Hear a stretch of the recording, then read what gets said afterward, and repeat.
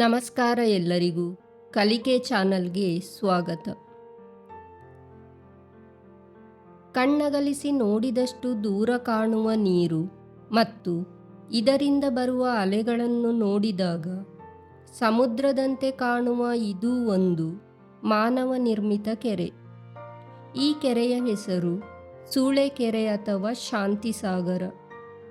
ಕರ್ನಾಟಕದ ದಾವಣಗೆರೆ ಜಿಲ್ಲೆಯ ಚನ್ನಗಿರಿ ತಾಲೂಕಿನಲ್ಲಿ ಇರುವ ಒಂದು ಪುರಾತನ ಕೆರೆ ಇದಾಗಿದೆ. ಹಾಗೂ ಭಾರತದ ಅತಿದೊಡ್ಡ ಮಾನವ ನಿರ್ಮಿತ ಕೆರೆಗಳಲ್ಲಿ ಒಂದು ಮತ್ತು ಏಷ್ಯಾದ ಎರಡನೇ ಅತಿ ದೊಡ್ಡ ಕೆರೆಯಾಗಿದೆ. ಇದು ಕೃಷಿ ನೀರಾವರಿಗೆ ಮುಖ್ಯವಾದರೂ ಧಾರ್ಮಿಕ ಮತ್ತು ಸಾಂಸ್ಕೃತಿಕ ಮಹತ್ವವನ್ನು ಹೊಂದಿದೆ. ಇದನ್ನು ಸೂಳೆಕೆರೆ ಅಥವಾ ಶಾಂತಿಸಾಗರ ಎಂದು ಕರೆಯಲು ಕಾರಣ, ಹಿಂದೆ ಸ್ವರ್ಗಾವತಿಯ ದೊರೆ ವಿಕ್ರಮರಾಯನ ಮಗಳು ಶಾಂತವ್ವೆ ಸಿದ್ದೇಶ್ವರ ಎಂಬ ಯುವಕನೊಡನೆ ಗಂಧರ್ವ ವಿವಾಹವಾಗುತ್ತಾಳಂತೆ. ಅದನ್ನು ಒಪ್ಪದ ಜನರು ಅವಳನ್ನು ಸೂಳೆ ಎಂದು ಕರೆಯುತ್ತಾರಂತೆ. ಆನಂತರ ಶಾಂತವ್ವೆಯು ಗಂಡನ ಜೊತೆ ಸೇರಿ ದೊಡ್ಡ ಕೆರೆಯೊಂದನ್ನು ಕಟ್ಟಿಸಿ ತನಗೆ ಬಂದಿರುವ ಕಳಂಕ ಹೋಗಲಿ ಎಂದು ಆ ಕೆರೆಗೆ ಹಾರಿ ಪ್ರಾಣ ಬಿಡುತ್ತಾಳಂತೆ. ಮುಂದೆ ಇದು ಸೂಳೆಕೆರೆ ಅಥವಾ ಶಾಂತಿಸಾಗರ ಎಂದು ಜನಪ್ರಿಯವಾಗುತ್ತದೆ. ನಂತರ ಶಾಂತವ್ವೆಯ ಗಂಡ ಸಿದ್ದೇಶ್ವರನು ತನ್ನ ಹೆಂಡತಿಯ ಅಗಲಿಕೆಯನ್ನು ತಾಳಲಾರದೆ ಪಕ್ಕದಲ್ಲಿರುವ ಬೆಟ್ಟಕ್ಕೆ ಹೋಗಿ ಇಹಲೋಕವನ್ನು ತ್ಯಜಿಸುತ್ತಾನಂತೆ. ಇದರ ಗುರುತಾಗಿ ಈ ಕೆರೆಯ ಪಕ್ಕದಲ್ಲೇ ಸಿದ್ದೇಶ್ವರ ದೇವಾಲಯವನ್ನು ಈಗಲೂ ನೋಡಬಹುದು.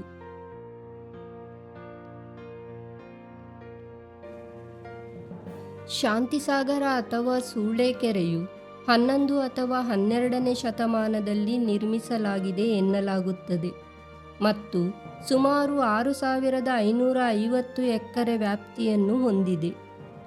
ಇದು 4700 ಎಕರೆ ಭೂಮಿಗೆ ನೀರಾವರಿಯನ್ನು ಒದಗಿಸುತ್ತದೆ ಮತ್ತು 1000ಕ್ಕೂ ಹೆಚ್ಚು ಹಳ್ಳಿಗಳು ಇದರಿಂದ ಪ್ರಯೋಜನವನ್ನು ಪಡೆಯುತ್ತಿವೆ.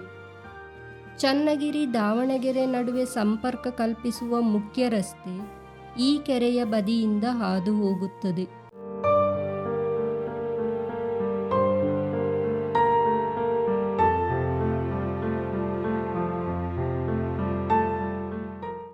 ಶಾಂತಿಸಾಗರ ಭಾರತೀಯ ಇತಿಹಾಸದ ಪುರಾತನ ಜಲ ಸಂಪನ್ಮೂಲ ನಿರ್ವಹಣಾ ಚಾಣಾಕ್ಷತೆಯನ್ನು ಪ್ರತಿಬಿಂಬಿಸುವ ಒಂದು ಉತ್ತಮ ಉದಾಹರಣೆಯಾಗಿದೆ.